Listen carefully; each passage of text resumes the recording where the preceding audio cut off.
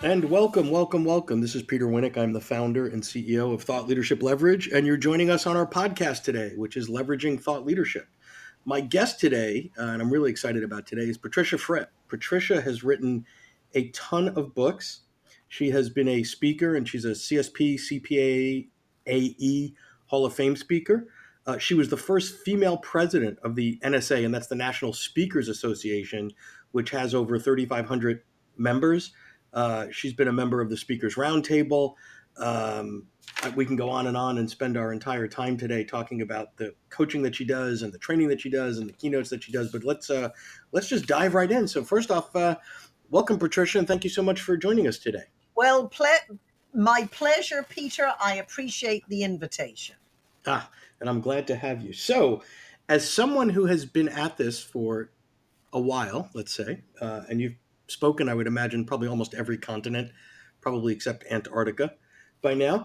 Well, five continents, not Antarctica, over 3,000 times. Okay, so not your first day at the races. So let's start with what is different today about that world and what's the same.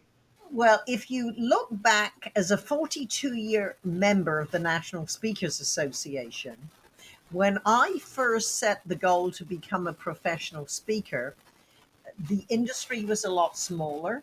Expectations were very different. Companies, and I think back to companies like Nationwide Insurance, for example. Me as a newly successful speaker, but certainly not a celebrity, I got off stage and the meeting planner said, "What Friday in August next year would you like to be in Orlando? We'll build the program around you." Now, that would not happen today. That probably wouldn't even happen for a celebrity speaker. And also, we couldn't promote through email, LinkedIn, websites, Facebook, because they didn't exist yet. So things are very different. So the market is larger. The amount of people who want to be professional speakers has increased. So let me question that. So the market is larger. That's a positive if I'm going into that marketplace, but because that's the demand side. Has the supply grown faster then or at the same rate as the demand? Because it seems like everywhere I go, every third person I talk to is a speaker today. Exactly, and and the other two want to be. Yeah. However, at the clients, their expectations are greater. 40 years ago, if you were good, you could give the same speech every time. Now they want it personalized and customized to them. And also, and this is, I'm quoting Brian Palmer of the National Speakers Bureau. He said, now the bean counters are part of the programming of conferences. Which is never a good sign if you're on the supply side. No, because you have to. Okay, well, Jeannie Robertson's the best humorist in the country. Yes, and what is the financial implication for this conference if we invite her? Which I don't think happened. Well, it didn't happen even 20 years ago. So let me ask you that if the market's asking, which is a great question, the old question was, I've seen her, she's good, she's great, she's entertaining, she's engaging, I've read her book, all great questions, and those, a good speaker can answer those. How do I justify or how do I even attempt to answer the question of what's the ROI of your keynote? That's a tough one. It really is. Depending on your topic, I think someone like Dan Burris, who's a futurist, for example, could probably find a good case. If you are in sales and you have a good track record of what your clients have done, you could probably do it. But if I'm in leadership or innovation or collaboration, or because most people aren't futurist and sales, I understand sales there should be, but exclusive of sales and making predictions on the future based on obvious business trends, how might the rest of the folks answer that question? You might even change the subject to it. It's not so much Well, you would ask questions rather than make the case. You would ask questions. So you might say, in the audience, what would it be worth to your company if they could be 10% more productive in this area? If through the ideas presented, see, it's a keynote in itself introduces ideas at a higher level of abstraction. And it is more difficult to justify the outcome. This is why my entire career, I have always, whenever I deliver a keynote, always offered to do multiple breakouts. In fact, some conventions, I deliver a keynote and 5 breakout sessions when you can go really deeper into the subject. So that's a great point, because I think there is a difference. At the end of the day, a 60-minute keynote, if that's all the stage time that you have, is limited, right? In terms of, what can we do with anyone in 60 minutes, right? So we can make them aware of a new concept. We can be entertaining. We can be engaging. We can throw out some concepts for them to think about. But I don't think it's fair to be held to the standard of we will change the behaviors of those people based on a 60-minute interaction that are connected to a drivable, a measurable business outcome, right? That's kind of a high bar. But what you're talking about is expanding speaking to workshops. And I know you do digital training and sort of those sort of things. That's a different game and a different set of expectations. Would you agree with that? I definitely would. And as a 42-year member of the National Speakers Association, if you want to consider yourself an expert or a thought leader, because obviously many people come to me for advice who are different areas of their speaking, what we have to do is have an expertise and deliver it to clients the way they want it. For example, I built my speaking career as a keynote speaker, speaking at conferences and, whenever possible, adding the extra breakout session. However, out of that, by listening to my clients, and it doesn't matter what industry you're in, you have to listen to your clients and they will tell you the direction that your business will go. For example, I remember the first time I was picking up my keynote fee and I had an audience of 6 people because there to help them improve their sales conversations and presentations. Another time when I spoken at a national sales meeting and the national sales manager came up and said, Patricia, I liked your speech, but I loved how you delivered it. Can you teach our salespeople how to do that? Because it takes us a year to be in a position to deliver a 1 hour presentation to a hospital group. And it's worth $9 million a year if we get the business, and we are losing sales. And it has nothing to do with our price or our offering. It has to do with the fact that the presentation skills of our competitors are better than ours. Can you design a program? And little did I know when I responded to her request that she had just given me the key to always be in demand. And it would be, although I'm holding it together pretty well, it would be unrealistic to think that I look as good on iMag as I did 20 years ago. I know I see my old video clips and think, I'm so gorgeous in that clip, it is depressing. But the point is, the expertise that I've had the opportunity to develop in the last 40 years, people say, what's the best part about being a speaker? It is the education of learning about different industries and companies and have access to the type of individuals that we might not meet. We certainly might not meet socially. Mm-hmm. So it's the education. Well, but it's not just the education for the sake of acquiring knowledge or an awareness of how a certain industry works or how it doesn't work. You're getting the best type of education, meaning they're giving you insight as to what you can do to better serve them.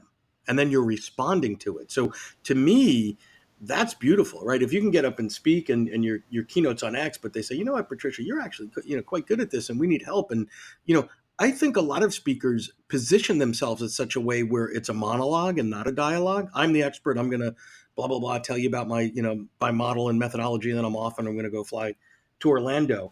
My instincts are you're still a very good listener and still gaining intelligence from the marketplace. Could you tell me how you embed in your interactions with your clients processes and such to be able to get them to share with you what they want? I'm not sure if you're aware of what my profession was before I launched into my speaking career. I was San Francisco's #1 men's hairstylist when it was a new industry. And so I talked to 16 businessmen, because I was just a men's hairstylist, 6 businessmen a day. I was solidly booked for 15 years.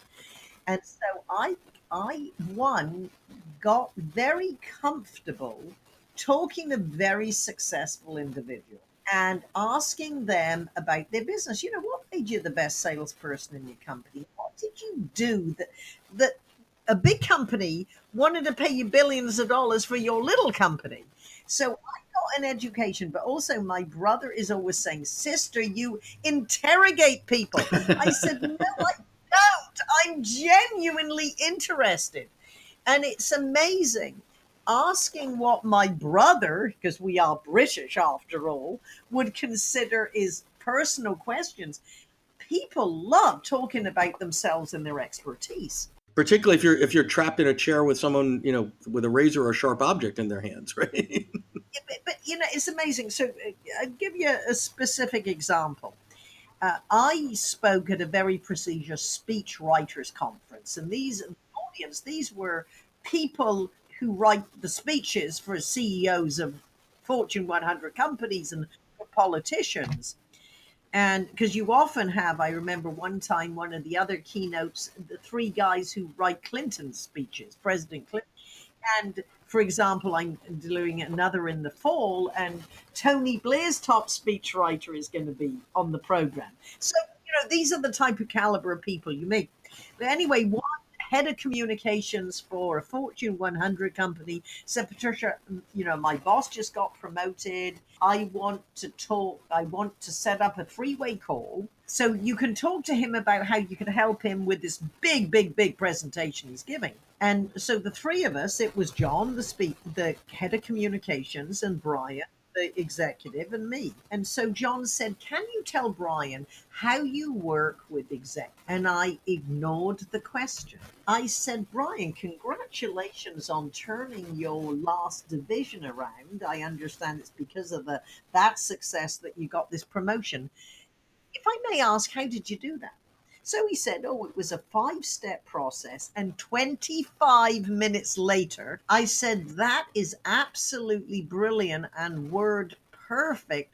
I assume what you just said is the foundation of your speech." So, what I would say to you, Peter, is I am smart enough to know that most of my executive clients have more brains in their little finger than I have in my entire body. However, my superpower, which is honed over 40 years, is to listen to what executives say and either immediately put that into a framework of a presentation they would give, or I listen to, say, their opening of the presentation and almost instantaneously said, "That's good, but why don't you say it this way?" And they almost gasp. Now, it's just whatever our particular expertise is. You know, I say, "Look, I don't know your business. I've just spent years focusing on this aspect of how do you get your message across." So it's amazing being a good listener, and obviously, which partly from my past profession, people tell me I know what they would never tell anybody else. And they often say, "I cannot believe I'm telling you this. My wife doesn't know this." But it's a certain, because this is why with executive speech coaching, you can't take it, you can't hire me until we've had a conversation, because one, it's not only the expertise that you might have, it's the rapport that you have with people. Let me compare and contrast that with another side of your business, right? So to be someone's executive speech coach, there's a level of trust. So forget the skill for a moment. Trust, rapport, personality. It's an intimate relationship. So there's a bunch of intangible things, chemistry, whatever, you know, that have to click or not click. Some of them within your control, and some without. Right. So sometimes somebody, whatever, they walk in and they you know, they don't like someone named Patricia because it reminds them of their second grade history teacher. Okay, well, not going to overcome that. And that's a very customized personal experience. Let me flip to the other side of your business, which is the virtual training, right? So by definition, the most unpersonal, right? So you have a digital training system and a scalable technology there that teaches people, I would argue, many of the same things that you're teaching your coaching clients in an intimate setting. How do you take the same content and sort of put it on both sides of the spectrum? Well, when you do it well, it is a very personal aspect because although in the Fripp virtual training, FrippVT, it's all pre-recorded. And again, through years of doing this, most speakers can't look into a camera and talk for hours. They can't do it. They want to Right. look around for an audience. But having been familiar with it, and the way you write your content, because it's all scripted, because of the editing, you're looking at into a camera, into a teleprompter, and reading it. But when you write it conversationally, I would maintain, although it isn't you in person, it is when you do this well, it exudes your personality. And I know the way the system is designed, because you have to interact, you have to answer questions. It's almost like, how did she know I was thinking that? Because it's a well designed system. So if you know how to work with the camera and if you know how to write a script conversationally, I would say they'd say, Fripp, I've seen you in person. It's just like having you there. Got it. So let me go to the other side of that. The buyer, the pricing, two very different markets, right? Because if I'm hiring you to work with me directly, that's going to be quite expensive, relatively speaking, right? If I'm a sales leader and I say, "Wow, she's a game changer. We brought her in for our keynote. She coached me personally. My results went through the roof." But I've got whatever 800 people on the team. There aren't 800, there aren't enough hours in the day or days in the month or whatever to have you, even if budget wasn't an issue for the team. How do you basically take sort of the same content at different ends of the price spectrum? Well, of course, and this is why more and more companies demand from their vendors, we need at least part of your training has to be online because our salespeople are all over the world or our engineers are all over the world. We are never going to get them together. And so this is why online. Now, if it's an individual, I say, look, for less than 1 hour of my coaching, you can you can have access to my FrippVT for a year. So if you just go through the core, how to structure, how to open, how to connect your audience, how do you find content, how do you get specific, how do you open with impact, how do you tell stories, go through that, and then our more expensive time will be shortened. So that works very well. Yes, it's a money saver and it's much, but with a large company, the more people you have, the less it costs. And what we always do with all our clients, we will deliver and we record it, but it's a kickoff session where one, I take their content. So have our salespeople or our engineers or whoever have to deliver. So I hear a sample of their presentations. I'm familiar with the conversations they have. So you're putting a custom front end bumper or something on it, so it's not just yeah. Exactly, a custom front end, and then show them how to use the system. And because there's testing, tracking, and monitoring, the managers can see who's taking it, who's passing the test. And then I will build in, as long as people are active, I'm happy every 3 months do another session or I go love into it. different offices. So it can be customized and very personalized. So they get sample, they get me, but it's going to be more in Zoom. It's not going to be in person because, and I mean, even have companies, Fortune 100 companies say our budget won't match it. Can you do it online? So it allows you to scale. It allows you to touch more people. It allows you to make more money. Answer this for me because I have a feeling you're going to answer it the way I would. One of the things I hear from folks is, "Oh, but if you could buy me for whatever, a couple $100s a year on a subscription basis, why would you pay me tens of thousands?" It has to cannibalize the business. Tell me, give me your take on that from the field. My approach is it adds to, it does not subtract. One of my biggest clients I mean, big clients. I train over 100 engineers twice a year in Zoom, go on location. I'm only just infiltrating with my FrippVT. Yet I have other companies. I'm getting ready for one right now. It's 2 days of in person training. It's a kickoff webinar next Tuesday to prepare them. It's 2 days of training and then a year of repetition and reinforcement for VT. That's ideal.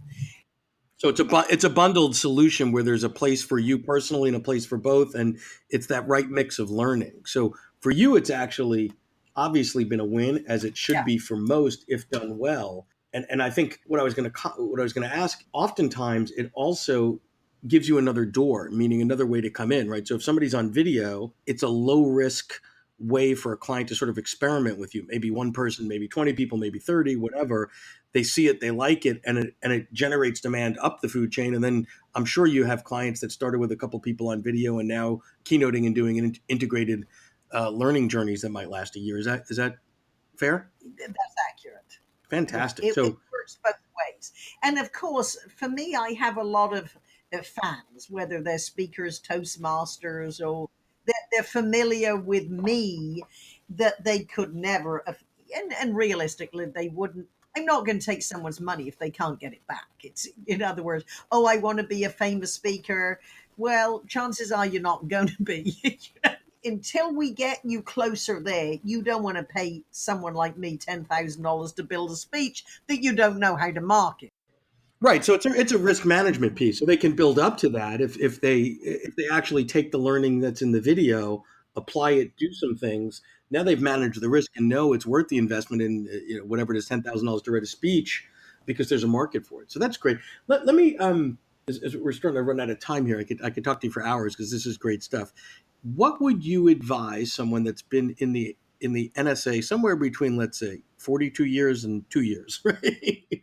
That has not crossed over me, and when I mean crossed over, moved from having their entire business be based on them getting paid to do stuff to transforming that business into one where that is but one leg in the stool, to have a more robust, blended digital non-digital enterprise. What should they look out for? What should they consider? What traps to avoid? What would you how would you counsel them?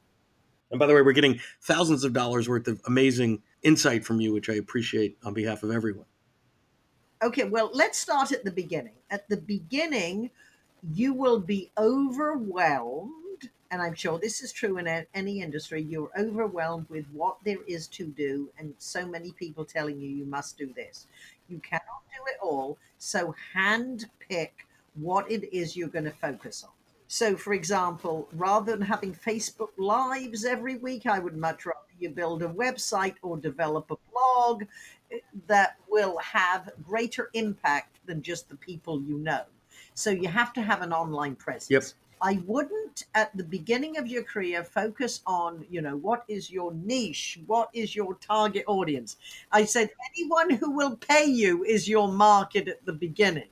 But however, develop a certain expertise. And the moment you realize I have expertise, and whether I deliver this to one person as a coach or a consultant, whether I deliver it to 50 people as an all day or 2 day training program, whether I deliver it online or whether I deliver it as a keynote, this is my expertise. Because there are celebrity keynotes that do nothing else. However, I consider most real working speakers, especially for 40 years, you have to be able to deliver your content in however the clients want to buy it. Have a balanced business, but at the beginning, develop your expertise and you will find the market. You'll know where you belong more. You just have to trust the process. And then when you find yourself in an industry, what you need to do is maximize it. For example, believe it or not, at a certain part of my career for many years, I was an expert in death care, as in cemeteries, funerals, cremations. I get, does that come in handy anymore in terms of trivia? Because it seems like an interesting. Well, I could go back into the industry and personalize. Also, I was an expert in manufactured housing. Huh. Okay. Because what do you do? I get booked for an engagement, and they say, oh, we don't need you to be an industry expert, we just need you to give your normal motivational speech. This was a long time ago where they didn't. However, what did I do? I took a day of my life and I went out and pretended to be a mystery shopper, and it is amazing. You go to 7 locations of the industry you're in and you take notes and you build within your keynote your experience. It's amazing how fast you're considered an industry expert. You read their magazines and publications and always ask yourself, what does this that they're writing about remind me of in my content? So you add personalized stories and examples, and you sit in their sessions, their breakout sessions, industry experts. You make friends and you interview them. So you know what the highlights of what they know, plus your expertise, plus your mystery shopper, and you can be an expert in that industry. Well, that's incredibly well said and timeless information, right? So much easier to do that today with a web search than it would have been 25 years ago going to annual reports and all that sort of stuff. As we get to wrap here, Patricia, if you could briefly just tell folks where to find you, how do they find you and get in touch with you? Because hoping that more folks will want to talk to you after this, as they have been for a long time. Well, certainly. I would go to my website, fripp.com, fripp.com. You can find about FrippVT, coaching, speeches, anything. Have plenty over 1,000 blog articles about speaking. And if anyone wants to send me a specific question to pfripp at fripp.com, I will answer your email. Well, thank you so much. So much wisdom into a half an hour here, and experience, and most importantly, practical things that you can do today to emulate some of the success that Patricia's had for a long, long time. I appreciate your time, and I thank you for spending it with us this afternoon and sharing your insight. Thank you so much. Thank you. My pleasure. And remember, think big, start small. To learn more about Thought Leadership Leverage, please visit our website at thoughtleadershipleverage.com. To reach me directly, feel free to email me at peter@thoughtleadershipleverage.com. And please subscribe to Leveraging Thought Leadership on iTunes or your favorite podcast app to get your weekly episode automatically.